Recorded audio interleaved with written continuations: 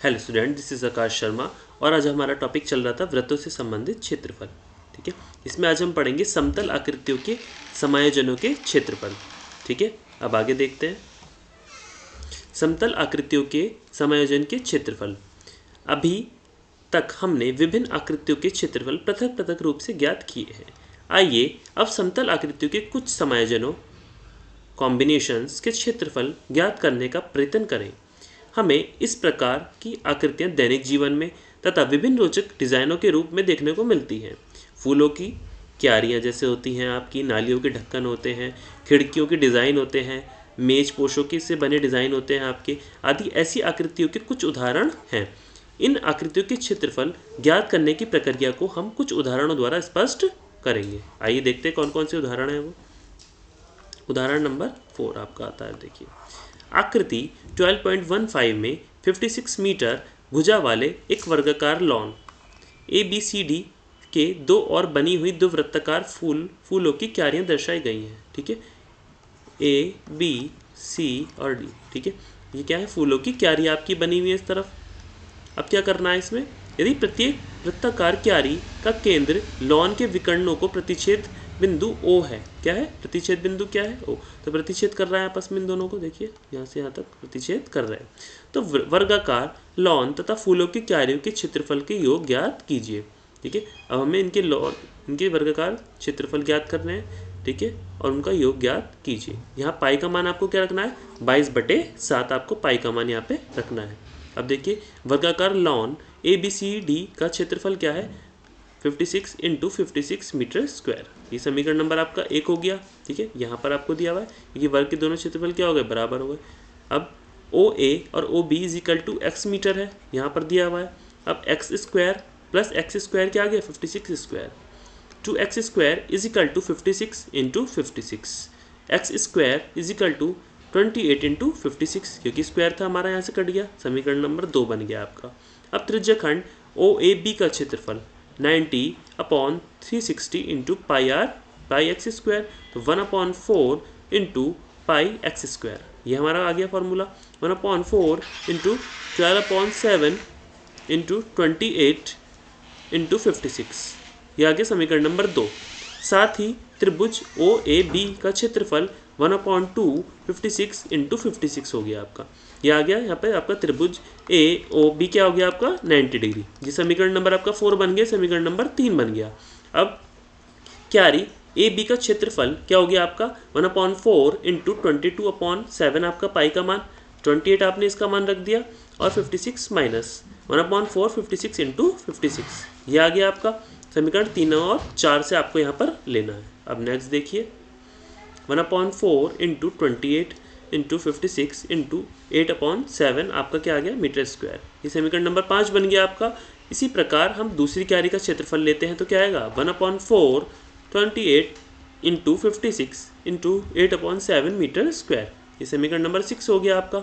संपूर्ण क्षेत्रफल जब हम यहाँ पर लेंगे तो 56 × 56 प्लस 1/4 × 28 × 56 × 8/7, यह आ गया आपका, प्लस 1/4 × 28, इसका मान था ये 26 और 8/7 हमने लिया हुआ ये, तो 1, 5 और 6 से हम लेंगे यहाँ, तो 28 × 56, ये क्या हो गया, 2 + 2/7 + 2/7 मीटर स्क्वायर। इतना आपको समझ में आया। अब क्या आता है, 28 × 56 × 18/7 मीटर स्क्वायर, ये क्या आ गया आपका, 4032 मीटर स्क्वायर। इतना आपको समझ में आया। अब देखते हैं नेक्स्ट।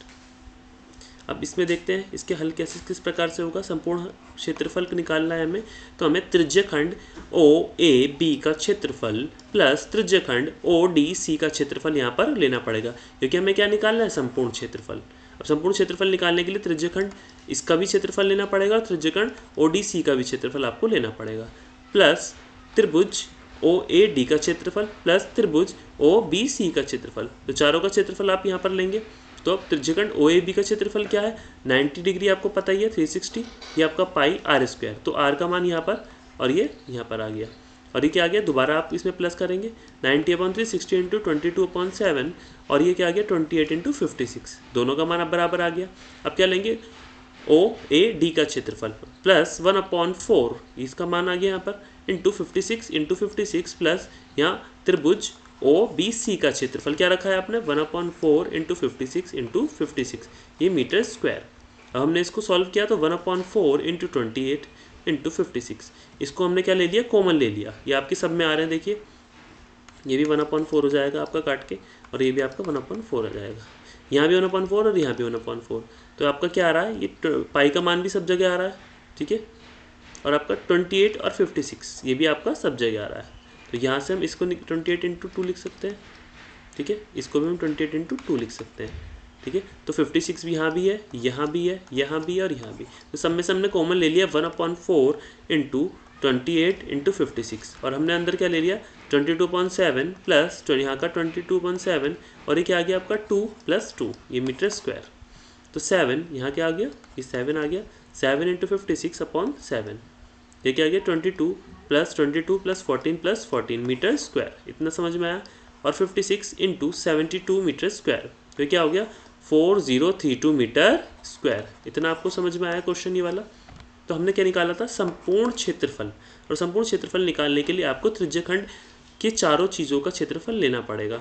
आपको OAB का क्षेत्रफल, त्रिज्यखंड ODC का क्षेत्रफल, आपको त्रिभुज OAD का क्षेत्रफल और त्रिभुज OBC का क्षेत्रफल, आपको चारों चीज़ों का क्षेत्रफल लेना होगा यहाँ पर, ठीक है। अब नेक्स्ट देखिए उदाहरण नंबर 5। अब देखते हैं आकृति 12.16, आपको एक आकृति दी हुई है 12.16, छायांकित क्षेत्र का क्षेत्रफल ज्ञात कीजिए, जहाँ ABCD भुजा आपको कितनी दी हुई है 14 सेंटीमीटर का एक वर्ग है, ठीक है। अब आपको ABC और D, ठीक है, क्या है 14 सेंटीमीटर का एक वर्ग है। अब हल देखते हैं, वर्ग ABCD का क्षेत्रफल आपको निकालना है तो 14 इंटू 14 सेंटीमीटर स्क्वायर, तो क्या हो गया आपका 196 सेंटीमीटर स्क्वायर। तो वर्ग ABCD का आपका क्या आ गया क्षेत्रफल निकल के। प्रत्येक वृत्त का व्यास क्या हो गया 14/2 सेंटीमीटर इज इक्वल टू क्या आ गया 7 सेंटीमीटर। तो 14/2 कितना आ गया 7 सेंटीमीटर आपका यहाँ पर निकल कर, ठीक है। अब क्या लिखना है प्रत्येक, इसलिए प्रत्येक वृत्त की त्रिज्या कितनी हो गई आपकी 7/2 सेंटीमीटर यहाँ पर हो गई। अतः एक वृत्त का क्षेत्रफल आप क्या निकालते हैं πr², ठीक है। तो वृत्त का क्षेत्रफल का फॉर्मूला क्या है आपका, वृत्त का क्षेत्रफल क्या हो गया आपका πr²। तो आपने मान रख दिया 22/7 इंटू 7/2 आपकी त्रिज्या आ गई थी इंटू 7/2 सेंटीमीटर स्क्वायर, ठीक है। तो क्या आ गया 154/4 centimetre is equal to 77/2 centimetre square, इतना आपको समझ में आया। इसलिए चारों वृत्तों का क्षेत्रफल आपको निकालना है। तो एक वृत्त का आपका निकल कर आ गया और चारों वृत्त कैसे आपके इक्वल है, बराबर है। देखिए ये भी इसके इक्वल है, ये वाला भी, ये भी इक्वल है और ये वाला भी आपका इसके इक्वल है। तो चारों वृत्त का क्षेत्रफल क्या आ गया आपका 4 इंटू 77/2, तो ये आ गया 154 सेंटीमीटर स्क्वायर, ठीक है। ये आपका यहाँ पर देखिए ये रहा, ठीक है। अब देखिए छायांकित क्षेत्र का क्षेत्र का क्षेत्रफल निकालना है, या छायांकित भाग का क्षेत्रफल हम इसे बोल सकते हैं। तो 196 माइनस 154 आ गया, तो क्या आ गया 42 सेंटीमीटर स्क्वायर, 42 सेंटीमीटर स्क्वायर। अब नेक्स्ट देखते हैं, देखिए उदाहरण नंबर 6। आकृति 12.17 में छायांकित डिजाइन का क्षेत्रफल ज्ञात कीजिए, जहां ABCD भुजा 10 सेंटीमीटर का एक वर्ग है, ठीक है। कितना है 10 सेंटीमीटर का एक वर्ग है। और क्या लेना है देखिए यहाँ पर ये 10 सेंटीमीटर। अब इसकी जो चारों भुजाएं होंगी वो 10 सेंटीमीटर की होंगी क्योंकि एक वर्ग है, और वर्ग की चारों भुजाएं क्या होती हैं आपकी बराबर होती हैं, ठीक है। इसके अंदर आपको एक डिज़ाइन बना हुआ है फूल का, ठीक है। ये आपको एक डिज़ाइन बना के दिया हुआ है इस तरीके से। अब क्या करना है, प्रत्येक वर्ग की भुजा को व्यास मानकर अर्धवृत्त खींचे गए हैं। क्या खींचे गए हैं अर्धवृत्त, तो ये आधे आधे वृत्त खींचे गए इस तरीके से। यहाँ का भी एक वृत्त हो गया, ये भी एक वृत्त हो गया और ये भी एक अर्धवृत्त हो गया।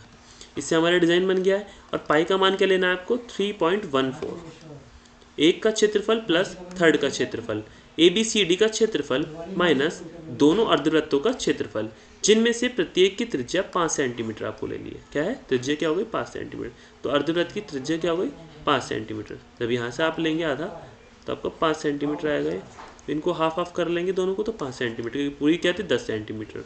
तो आप क्षेत्रफल लेंगे ABCD का, तो 10 into 10 minus 2 into 1/2 pi r square. तो आर क्या था 5, अब हमने ले लिया 100 माइनस 3.1, पाई का मान हमने रख लिया 3.14, यहाँ से लिख लिया इंटू 225, ठीक है। अब इसको रख लिया सेंटीमीटर स्क्वायर में। अब देखिए 100 हो गया इसका मान, 78.5 यहाँ से मान करके आ गया हमारा, 100 में से इसको मान कर दिया तो आ गया 21.5 सेंटीमीटर स्क्वायर। इसी प्रकार सेकंड का क्षेत्रफल जब हम लेते हैं प्लस 4 का क्षेत्रफल, ठीक है, फर्स्ट और थर्ड वाले का हमने क्षेत्रफल लिया था, या हम सेकंड और 4 का क्षेत्रफल लेंगे तो 21.5 सेंटीमीटर स्क्वायर।